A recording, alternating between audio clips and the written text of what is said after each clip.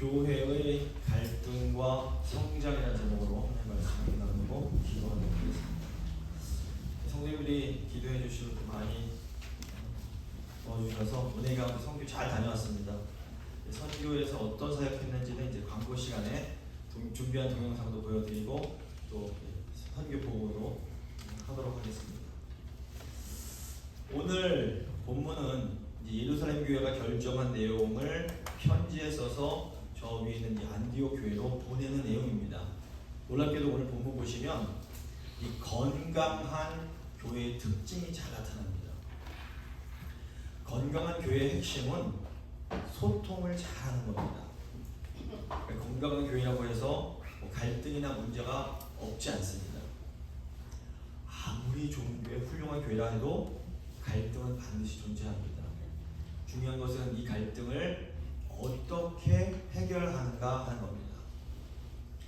갈등을 잘 해결하지 못하면 교회가 분열되고 약해집니다.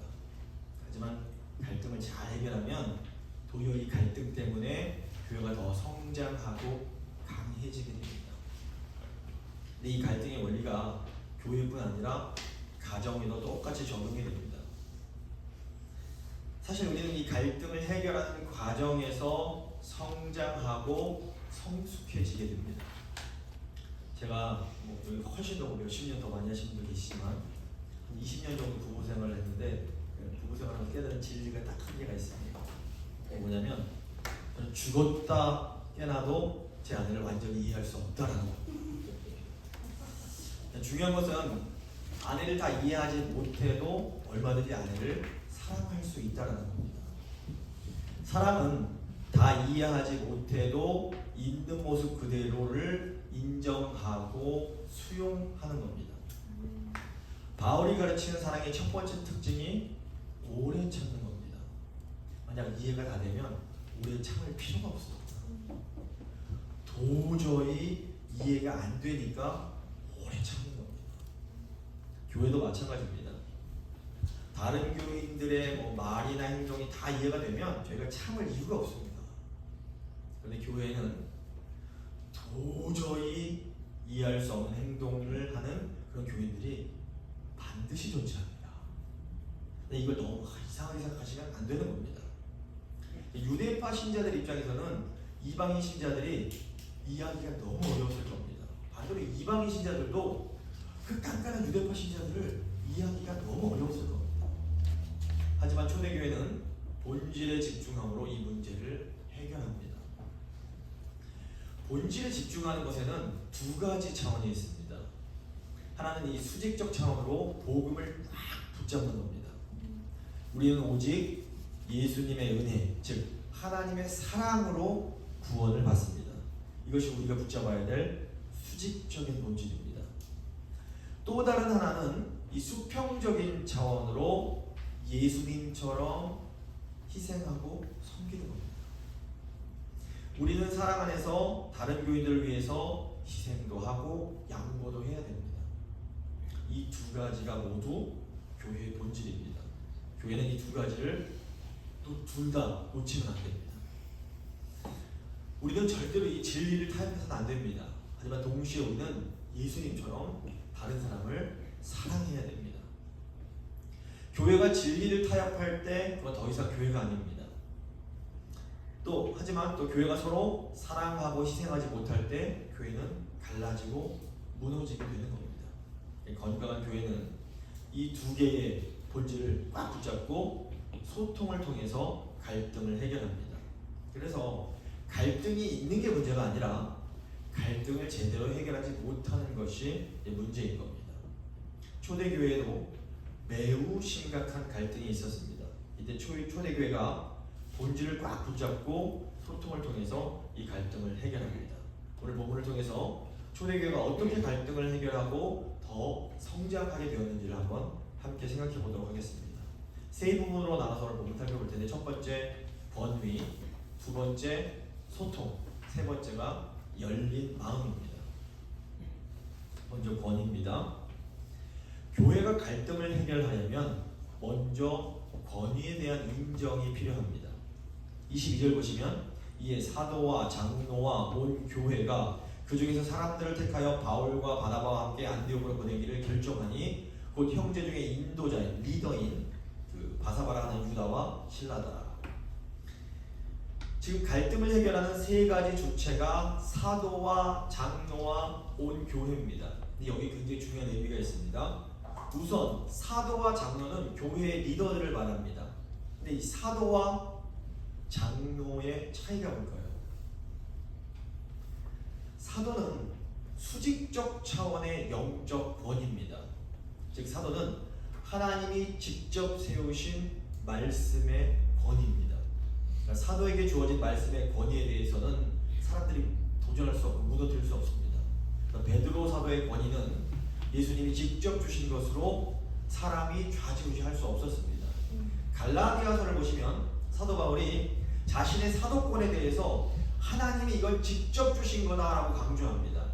바울이 자신의 사도권을 이렇게 강조한 것은 율법이 아니라 오직 믿음으로 의롭게 된다라는 이 복음의 진리를 수호하기 위해서였습니다. 그래서 이 사도의 말씀은 곧 하나님의 말씀과 같습니다. 그러므로 사도의 권위는 최종적인 권위로서 인간이 반대할 수 없습니다. 근데 기억할 것은 오늘날 더 이상은 사도가 존재하지 않는다라는 겁니다. 그래서 요즘 뭐 방송 같은 거 보시면 내가 사도다 이런 사람들은 다 그냥 이단이라고 보시는 겁니다. 하지만 여전히 우리에게는 사도들의 권위 있는 가르침을 들을 수가 있습니다. 이 신약 성경이 바로 하나님께서 사도를 통하여 주신 하나님의 말씀인 겁니다. 그러므로 교회는 이 신약 성경의 권위를 존중하면서 하나님의 말씀으로 받아들여야 합니다. 교회가 갈등을 해결할 때 무엇보다 먼저 이 신약 성경의 권위를 존중하고 인정하는 태도가 필요합니다. 반면에 이 장로는 수평적 차원의 영적 권위입니다. 저희가 이 신약 성경 말씀을 두고는 우리 교회가 옳다 그르다 투표 안 합니다. 할 수 없습니다. 하지만 교회가 장로를 세울 때는 투표로 결정을 합니다. 이것은 장로가 교회 공동체에 의해서 세워진 지도자임을 의미합니다. 그렇기 때문에 장로님들은 교회 공동체를 잘 대표해 주어야 합니다. 또 교회 공동체는 자기들이 세운 장로의 권위를 존중해야 됩니다. 사도행전 15장 보시면 이 베드로 사도는 이 사도의 역할을 감당합니다. 그러니까 베드로는 예루살렘 교인들에게 하나님의 뜻을 전달을 했던 겁니다. 반면에 야고보는 사도이면서도 동시에 장로의 역할을 감당을 합니다. 그래서 야고보가 진리 안에서 예루살렘 교인들의 마음을 살피고 지혜롭게 그들을 하나 되게 만들어줍니다. 교회는 이 두 가지 차원의 권위가 모두 필요합니다. 교회는 사도의 권위, 즉 하나님의 말씀인 진리를 꽉 붙들어야 됩니다. 동시에 교회는 장로의 권위, 즉 공동체의 권위를 존중해야 됩니다. 교회가 건강하게 소통을 하려면 이 두 가지 권위가 모두 중요합니다. 그런데 이제 편지를 보내는 주체를 보시면 사도와 장로 외에도 온 교회가 포함이 됩니다. 이것은 이 예루살렘 온 교회가 사도와 장로의 권위 아래 통일된 하나의 생각을 가지고 있음을 보여줍니다. 교회에서는 영적 리더들인 목사와 장로들이 먼저 말씀에 순종하는 모범을 보여야 됩니다. 리더들이 먼저 교인들을 위해서 희생하고 섬기면서 교인들을 돌봐야 되는 겁니다. 그리고 교인들은 영적인 리더들의 권위를 존중하며 순종해야 됩니다. 이런 영적인 원리가 지켜질 때에 교회는 갈등을 통해서 더 성장하고 성숙해질 수 있게 됩니다. 근데 사실 이 영적 원리가 교회뿐 아니라 믿음의 가정에도, 가정의 소통에도 그대로 적용이 됩니다. 믿음의 가정이 믿음 없는 가정과 다른 점이 무엇입니까? 믿음의 사람들은 하나님의 말씀인 이 진리를 믿고 존중합니다. 그래서 믿음의 가정에서 하나님 말씀을 존중하지 않으면 이 갈등을 해결할 수가 없는 겁니다. 동시에 믿음의 사람들은 가정이 사랑으로 하나 되는 것의 중요성을 인정을 하고 노력을 합니다. 가정이 사랑으로 하나가 되려면 반드시 누군가는 예수님처럼 먼저 희생하고 섬겨야 됩니다. 부부관계에서는 남편이 먼저 희생하고 섬기고 아내는 남편의 권위에 존중하는 것이 영적인 원리입니다. 또 가정에서는 이 부모님들이 먼저 희생하고 섬기고 자녀들은 이 부모님의 권위를 존중하는 겁니다. 이것이 에베소서나 신약성경에 가르치는 영적인 원리입니다. 그러니까 믿음의 공동체의 갈등을 해결하려면 두 가지가 필요합니다. 먼저는 내 생각이 아니라 하나님의 말씀이 절대적으로 옳다라는 인정이 필요합니다. 또한 이 하나 되기 위해서는 리더가 먼저 희생하고 섬겨야 됩니다. 그리고 공동체는 그 리더를 존중할 수 있어야 되는 겁니다. 자, 이제 두 번째 소통을 생각해 보겠습니다. 갈등을 해결하려면 소통이 잘 되어야 됩니다. 23절 보시면 그 편에 편지를 붙여 이르되 사도와 장로된 형제들은 안디옥과 수리아와 길리기아에 있는 이방인 형제들에게 문안하노라. 자, 이제 23절부터 29절까지는 예루살렘 교회가 안디옥 교회에 보내는 편지의 내용입니다. 이 편지의 세 가지 내용을 보면 초대교회가 소통을 굉장히 잘하고 있음을 우리가 보게 됩니다. 첫째, 예루살렘 교회는 우리가 너희의 괴로운 상황을 들었다 이렇게 말합니다. 24절 보시면 들은즉 우리 가운데서 어떤 사람들이 우리의 지시도 없이 나가서 말로 너희를 괴롭게 하고 마음을 혼란하게 한다 하기로. 저희가 대화를 할 때 가장 중요한 것이 먼저 상대방의 말을 경청하고 공감하는 겁니다. 이 예루살렘 교회는 안디옥 교회의 어려운 상황에 대해서 듣고 공감을 했습니다. 예루살렘 교회에서 어떤 사람들이 저희 북쪽에 있는 안디옥 교회 이방인 교회를 찾아가서 너희 이방인들도 우리처럼 할례 받고 율법 다 지켜야 그래야 구원받는 거야 이렇게 주장을 했습니다. 근데 이것이 예루살렘 교회의 공식 입장이 아니었습니다. 근데 모든 교회를 보면 유독 자기 뜻이 강한 사람들이 있습니다. 제가 지난번에도 말씀드린 것 같은데 이렇게 이제 고집세고 강한 분들도 믿음도 있고 하나님도 사랑합니다.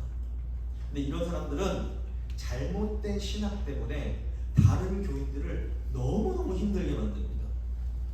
제가 들어보니까 저희 과거에 저희 재건교회도 이런 분들이 간혹 계셨습니다. 그런 분들도 개인적으로는 하나님을 정말 뜨겁게 사랑하셨습니다. 하지만 자기의 신앙 방식을 다른 사람들에게 지나치게 강요하곤 하셨습니다. 이런 과격한 행동들이 다른 교인들을 힘들게 만들었던 겁니다. 그런데 사실 이런 문제가 우리 교회 문제뿐만 아니라 모든 시대 모든 곳에 있는 교회에 다 존재합니다. 초대교회는 이때 이런 행동이 교회의 공식적인 입장이 아니다라고 분명히 밝힘으로써 이방 교인들의 괴로움을 덜어주었습니다. 소통을 할 때는 먼저 상대방의 어려움을 들어주고 공감해 주는 것이 너무너무 중요합니다. 이제 두 번째로 예루살렘 교회는 바울과 바나바의 권위를 인정을 해줍니다.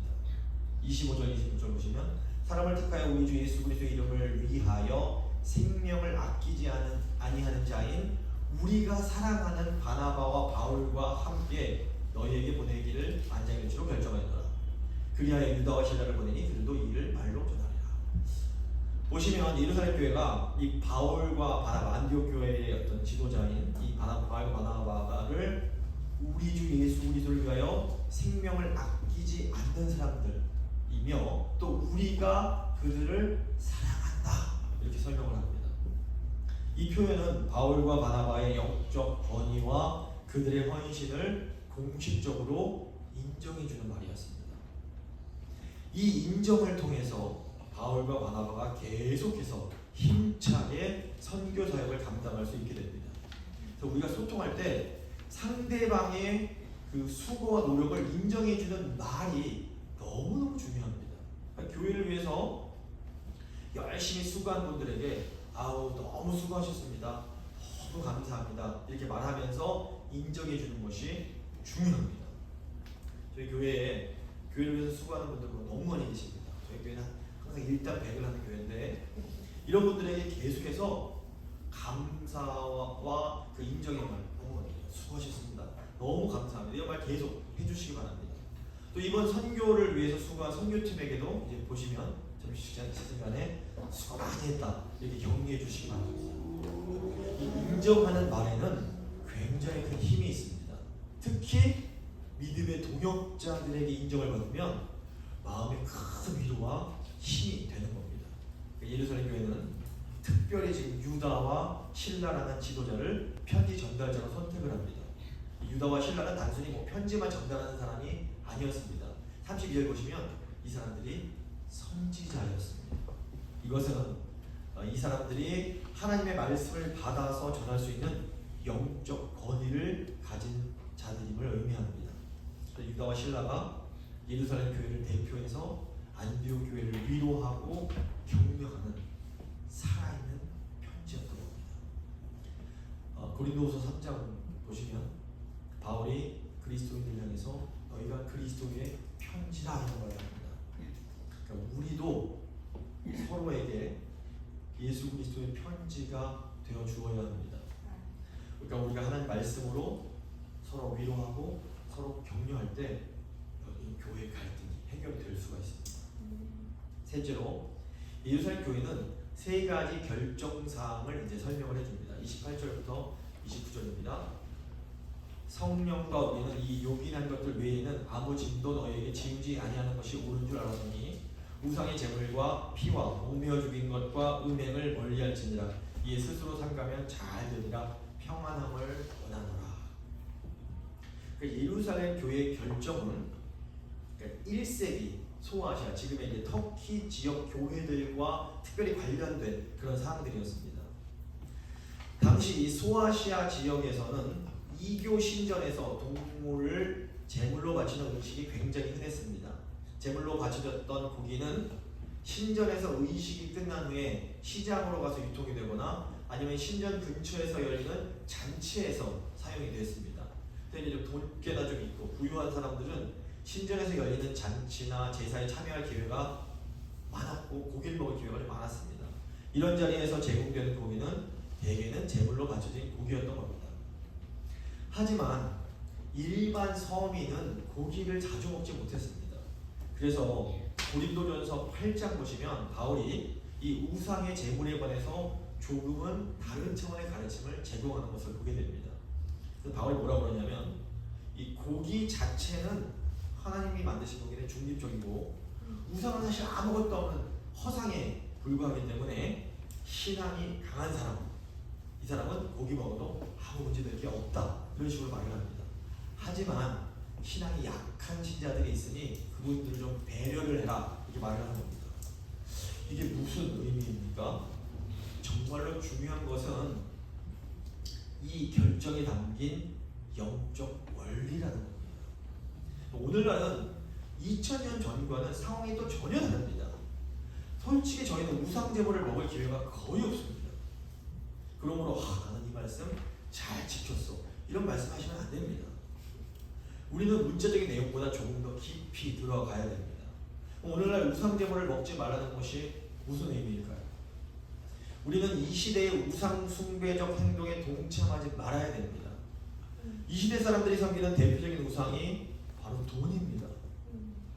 우리는 세상 사람들이 다 돈이 최고야 이러면서 아무렇지도 않게 부정적인 방법으로 돈을 벌 때에 그것을 거부할 수 있어야 됩니다. 또 오늘날에는 주일날에도 얼마 전에 돈 벌 수 있지 않습니까? 근데 돈 버는 거 포기하고 이 교회로 와서 예배드리는 행동, 이것이 우상의 제물을 먹지 않는 방법일 수 있는 겁니다.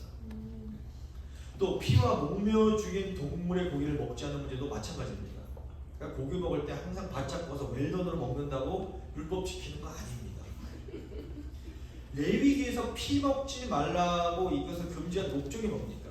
성경에서 피는 생명을 상징합니다. 그러므로 피를 먹지 않는다라는 것은 생명을 존중하는 것을 의미합니다. 그리고 생명 존중의 문제는 여전히 너무너무 중요하고 심각한 문제입니다.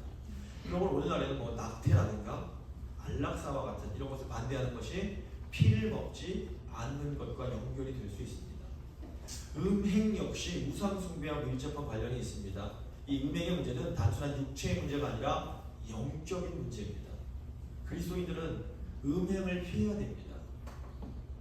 우리는 육체적 순결뿐 아니라 하나님께 대한 신실함을 지켜야 됩니다. 우리는 세상의 가치관에 타협하지 않고 오직 하나님만을 섬기는 삶을 살아야 되는 겁니다. 구원받은 하나님의 백성들은 이런 문제들에 대해서 진지하게 거룩함, 이 구별됨을 지키기 위해서 노력을 해야 됩니다. 물론 우리가 율법 지켜서 구원받는 것이 아니라 오직 예수님의 은혜로 구원을 받습니다. 하지만 구원받은 하나님의 백성들은 세상과는 다른 거룩한 삶을 살아가야 되는 겁니다. 자, 이런 금지사항들이 이방 신자들의 자유를 제한하는 것처럼 보일 수 있습니다. 하지만 사실은 반대입니다. 실제로 이런 제한들은 그들을 진정한 자유로 인도하는 아주 지혜로운 가이드라인이었습니다. 진정한 자유는 내가 원하는 걸 뭐든지 다 할 수 있는 자유가 아니라 하나님 기뻐하시는 옳은 것을 선택할 수 있는 자유인 겁니다. 이방인 신자들은 이 영적 가이드라인을 따름으로써 이 유대인 신자들과 함께 교류할 수 있게 되었고 또 교회의 하나됨을 이룰 수가 있게 된 겁니다. 이제 마지막으로 열린 마음입니다. 이 갈등을 해결하려면 무엇보다 열린 마음이 필요합니다. 30절 보시면 그들이 작별하고 안디옥에 내려가 무리를 모은 후에 편지를 전하니 읽고 그 위로한 말을 기뻐하더라. 예루살렘 교회가 보낸 편지는 안디옥 교회 성도들에게 굉장히 큰 기쁨과 위로를 줍니다. 왜 이방인 신자들이 그토록 기뻐했을까요? 첫째로 그들의 구원이 확실하다는 것을 확인받았기 때문입니다. 할례를 고통스럽게 받지 않아도 모세의 모든 율법을 지키지 않아도 그들은 예수 그리스도의 은혜로 충분히 구원받을 수 있다는 것을 공식적으로 인정을 받게 됩니다. 둘째로 그들이 하나님의 가족으로 완전히 받아들여졌다는 것을 확인받았기 때문입니다. 이 편지 시작 부분에 이방인 형제들에게 문안하노라 이렇게 하는 것은 단순히 인사가 아니라 이제 이방인 신자들을 동등한 형제로 인정한다는 의미였습니다. 셋째로 예루살렘 교회가 그들을 위해서 진지하게 고민하고 기도했음을 알았기 때문입니다. 편지 보시면 만장일치로 결정하노라 라는 표현이 나옵니다. 이것은 예루살렘 교회 전체가 한 마음으로 이방인 교인들을 위해서 이 결정을 했음을 의미합니다. 그러니까 예루살렘 교회, 유대인 교회, 보수적인 교회가 이방인 교회를 위해서 마음을 열었습니다. 또 이방 교회 역시 마음을 열고 예루살렘 교회의 가르침을 받아들였습니다. 갈등이 해결되려면 사랑 안에서 마음을 열어야 됩니다. 이 예루살렘 교회의 결정이 단순히 한 번의 문제 해결로 끝나지 않습니다. 이 결정으로 인해서 복음이 온 세상으로 전파될 수 있는 든든한 기초가 마련되었습니다. 32절과 33절 쭉 보시면 유다와 신라도 선지자라 여러 말로 형제를 권면하여 굳게 하고 얼마 있다가 평안히 가라는 전송을 형제들에게 받고 자기를 보내던 사람들에게로 돌아가되 바울과 바나바는 안디옥에서 유하며 수당한 다른 사람들과 함께 주의 말씀을 가르치며 전파하니라. 만약에 예루살렘 교회가 이방인들이 구원받기 위해서 할례도 받고 모든 유대교 율법을 지켜야 된다 이렇게 결정을 했다면 어떻게 됐을까요? 아마 기독교는 그냥 유대교의 한 분파로 남게 됐을지 모릅니다. 하지만 이 결정으로 인해 복음은 모든 민족, 모든 문화권으로 자유롭게 전파될 수 있게 됩니다. 그러니까 바울이 이제 2차, 3차 선교 여행을 하게 되는데 이것이 다 이 결정 이후에 이루어지게 됩니다. 물론 결국 모든 것은 하나님의 뜻 안에서 이루어진 일입니다. 하지만 예루살렘 교회와 이방 교회가 하나님의 뜻을 이루기 위해서 믿음으로 마음을 열고 하나님의 말씀에 순종했다라는 것도 분명한 사실입니다. 아시겠지만 저희 제공교회는 원래 다른 교단에 속한 교회와 일체 교류를 하지 않았습니다. 과거에는 이 신사참배라는 굉장히 특수한 상황이 있었기 때문에 교류하지 않는 게 옳았습니다. 그때 잘못한 게 아닙니다. 하지만 시간이 많이 흘렀고 이제는 상황이 또 많이 변했습니다. 오늘날 자라나는 세대들은 신사참배가 뭔지도 잘 모르는 사람들이 많습니다. 몇 년 전부터 저희 교회가 이제 다른 교회들과 연합해서 사역을 하기 시작했습니다. 우리가 다른 교회 연합해서 찬양 집회도 하고 수련회도 같이 가고 지금 선교도 하고 있습니다. 만약에 우리 교회 어른들이 계속해서 전통만 고집하셨다면 이런 사역은 불가능했을 겁니다. 하지만 우리 교회 성도님들이 이 선교라는 하나님의 뜻에 순종하기 위해서 믿음으로 마음을 활짝 여셨습니다. 어른들께는 이것이 참 큰 믿음의 도전이었습니다. 하지만 우리 교회도 초대교회처럼 하나님 말씀에 순종해서 전통을 뛰어넘어 선교를 향해서 나아갈 수 있게 되었습니다. 예루살렘 교회가 없었으면 이방인 교회 선교도 존재할 수 없었습니다. 마찬가지로 우리 어른들의 이 헌신이 없었으면 오늘날 우리의 선교도 사실 불가능한 겁니다. 하나님께서 초대교회를 사용하셨듯이 앞으로 우리 교회를 계속해서 사용해 주시기를 기도해 주시기 바랍니다. 말씀을 마무리 지어보도록 하겠습니다. 교회에는 언제나 갈등이 있을 수 있습니다. 하지만 갈등은 성장의 기회가 될 수 있습니다. 초대교회는 권위를 존중하고 진리 위에서 소통하며 사랑 안에서 열린 마음으로 갈등을 해결했습니다. 그 결과 복음이 더 넓은 세상으로 퍼져나갔고 교회는 더욱더 든든해졌습니다. 우리 교회와 가정도 마찬가지입니다. 하나님의 말씀이라는 수직적인 권위와 사람으로 하나 되는 수평적인 원리를 붙잡을 때 우리는 불필요한 분열을 막고 오히려 서로를 세워줄 수 있게 됩니다. 때로는 나와 다른 생각, 다른 문화, 다른 전통이 이해되지 않을 수 있습니다. 하지만 그때야말로 우리가 오래 참고 경청하며 복음을 위해 마음을 열어야 할 때입니다. 예루살렘 교회가 그랬던 것처럼 우리도 본질에 집중하며 진리를 타협하지 않고 동시에 사랑을 포기하지 않는 그런 교회가 되어야 합니다. 그렇게 할 때 하나님은 우리 교회를 이 땅에서 복음 전하는 건강한 공동체로 계속 사용하실 것입니다. 하나님의 은혜로 갈등을 성장의 기회로 만드는 우리 모두가 될 수 있기를 바랍니다. 잠시 믿음의 기도 드리십니다.